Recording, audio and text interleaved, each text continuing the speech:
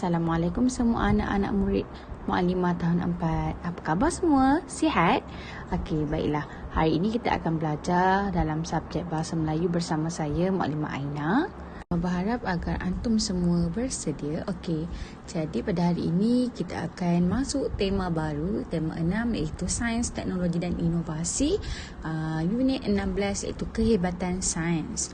Jadi, Muallimah harap antum semua bersedia dengan buku teks pada halaman 111. Kita akan belajar muka surat 111. Antum juga perlu sediakan buku tulis tata bahasa dan alatan tulis yang sepatutnya, contoh pensel, pemadam, pembaris. Baiklah semua, inilah dia muka surat 111. Tajuknya Balai Cerap di Rumah.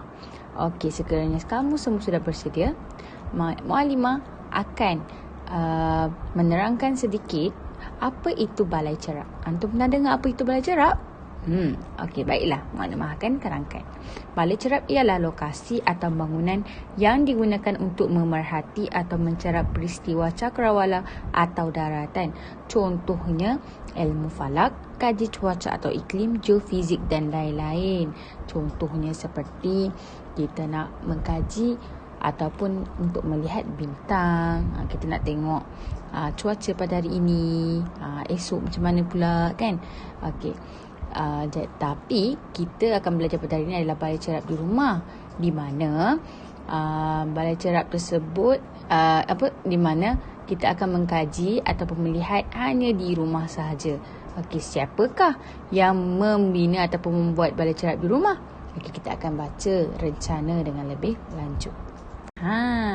Sebelum kita baca rencana, Muallimah nak tunjukkan contoh bangunan balai cerap yang Mama ambil daripada Google lah. Yang pertama, balai cerap robotik di Tanjung Bidara, dan yang kedua, balai cerap di Teluk Kemang.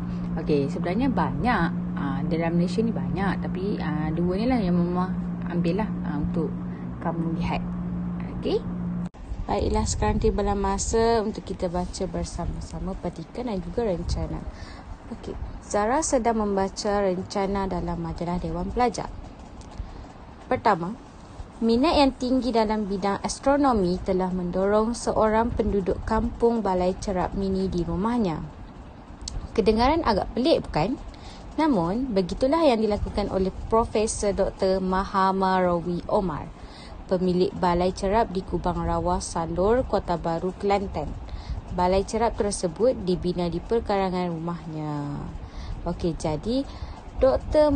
Mahamarawi Omar lah mempunyai balai cerap di rumahnya yang berada di Kubang Rawa Salor, Kota Baru, Kelantan. Yang kedua, seterusnya, balai cerap mini yang dibina lengkap dengan binokular dan teleskop serta peralatan berteknologi tinggi. Sebanyak 15 buah teleskop pelbagai saiz telah ditempatkan di balai cerap mini tersebut. Kini, usaha tersebut telah mendapat pengiktirafan daripada Agensi Angkasa Negara, ANGKASA. Melalui projek inovasi sosial Kementerian Tenaga, Sains, Teknologi, Alam Sekitar dan Perubahan Iklim, iaitu MESTECC, dia punya singkatan. Baiklah. Dalam ni untuk yang kedua ini mempunyai peralatan. Dia nak menceritakan peralatan yang dimiliki oleh Profesor Dr. Mahamarawi Omar. Dan yang ketiga, impian Profesor Dr. Mahamarawi adalah agar usahanya ini mampu memupuk kesedaran dan minat masyarakat dalam ilmu astronomi dan angkasa. Selain itu, beliau juga berhasrat untuk mengembangkan ilmu astronomi ini kepada segenap lapisan masyarakat. Jadi, yang ketiga ini merupakan impian beliau, iaitu Profesor Dr. Mahamarawi. Impiannya adalah untuk memberi ataupun memupuk kesedaran untuk kita semua membina minat dalam ilmu astronomi dan angkasa. Selain itu juga beliau berhasrat untuk mengembangkan ilmu astronomi ini kepada segenap lapisan masyarakat. Jadi Maklumat harap antum semua fahamlah. Sekiranya antum baca dan melihat video ini, kamu semua akan faham. Baiklah, sekiranya kamu semua perasan, dalam teks tersebut di bawah sekali ada gambar perbualan di antara ayah Zara dan juga Zara. Ini juga merupakan aktiviti untuk kamu buat. Mama jadikan dia sebagai aktiviti pertama kamu. Jadi berikut merupakan perbualan di antara Zara dan ayahnya. Kita baca ayahnya terlebih dahulu. Apakah yang Zara faham tentang rencana tersebut?